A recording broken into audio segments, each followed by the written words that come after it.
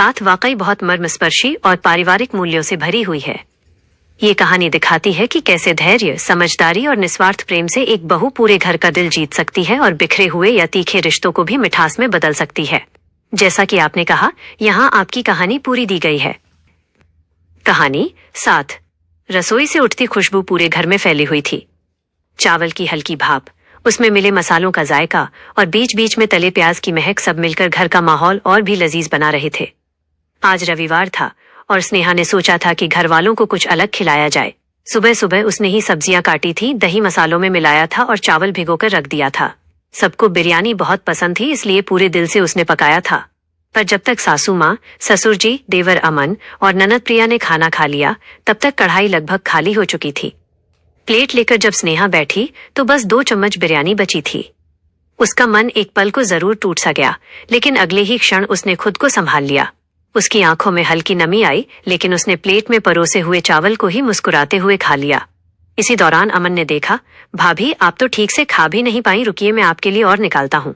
कढ़ाई में झांका तो वाकई सिर्फ 2 चम्मच थे। वह थोड़ी देर चुप रहा और फिर बोला, सच में सबने मिलकर पूरा खत्म कर दिया। सासू माँ तुरंत बोली, अरे रसोई में इतना ही बनाया था क्या? तुम्हें समझ नहीं आता, इतने लोग हैं घर में, थाली बड़ी होनी चाहिए। स्नेहा ने हल्की मुस्कान के साथ कहा, माँ जी, मैंने तो पूरा 1 किलो चावल डाला था, इतना सब होने पर भी कम पड़ गया तो शायद सबको बहुत स्वाद लगा होगा। यही मेरे लिए खुशी की बात है। बात को संभालने का उसका अंदाज ऐसा था कि किसी को उसकी तंगाली महसूस नहीं होने दी। पति रोहन, जो अब तक चुपचाप खाने में मशगूल था, स्नेहा के पास आकर बैठ गया। उसने धीरे से प्लेट उसकी ओर खिसकाई और कहा, लो आधा तुम खा लो।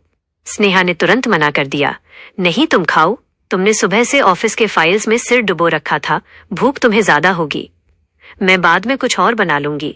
रोहन ने उसकी आंखों में देखते हुए कहा, तो मैं भी साथ में वही खाऊंगा जो तुम बाद में बनाओगी। उनके इस छोटे से संवाद ने देवर और ननद का भी ध्यान खींचा।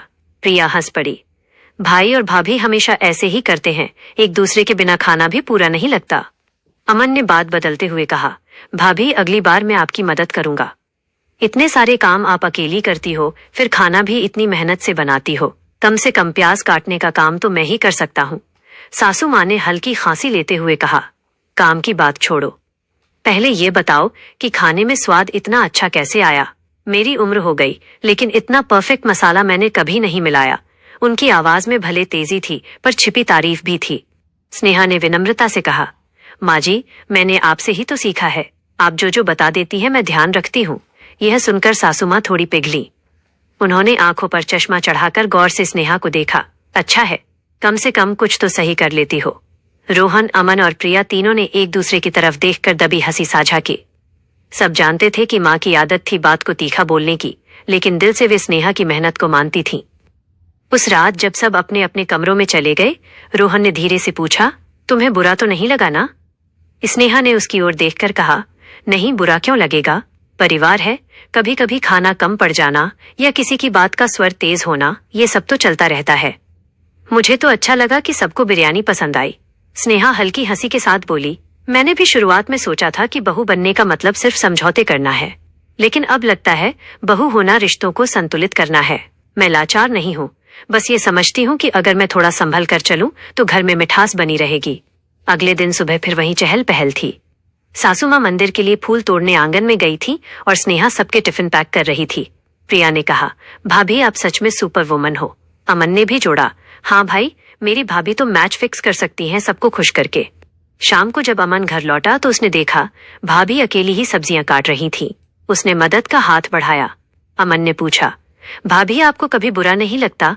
मम्मी अक्सर आप पर ताने कस देती हैं। स्नेहा ने कहा, अमन, मां जी की आदत है, लेकिन उन्होंने ही तो हमें सब सिखाया है। घर चलाने के लिए बहस नहीं, धैर्य चाहिए। कुछ दिनों बाद सासू माँ की बहन गायत्री मौसी की बेटी की शादी का निमंत्रण आया। पूरे परिवार ने जिम्मेदारी संभाली। स्नेहा सुबह से ही तैयारियों में जुटी थी। सासू माँ की सख्त आवाजें आज भी थीं, स्नेहा ये डेकोरेशन ठीक से करो। स्नेहा ने बिना किसी विरोध के सब किया। शादी वाले घर में स्नेहा ने सबका ध्यान रखा। गायत्री मौसी ने तारीफ करते हुए कहा, बहू तुमने सब संभाल लिया, अगर तुम ना होती तो कैसे सब कुछ होता। स्नेहा ने कहा, मौसी जी, सबका साथ होने से काम आसान हो गया। और अब सासू माँ को अपनी बहू पर गर्व महसूस हो रहा था। रात के अंत में जब परिवार वापस घर आया, सासू माँ ने सबके सामने स्नेहा की तारीफ की। देखो सब कुछ कितना सही हुआ, तुम्हारे बिना ये संभव नहीं था। सासू माँ ने पहली बार बिना कटाक्ष के कहा, सच में तुम सबको जोड़ देती हो। अब मैं मानती हूँ कि तुम सिर्फ बहू नहीं, परिवार की धुरी हो।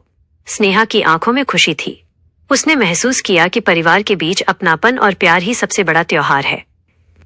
आशा करती हूँ दोस्तों आपको हमारी कहानी जरूर अच्छी लगी होगी। कहानी अच्छी लगी हो तो इसे लाइक, शेयर और सब्सक्राइब जरूर करें। फिर मिलते हैं दोस्तों।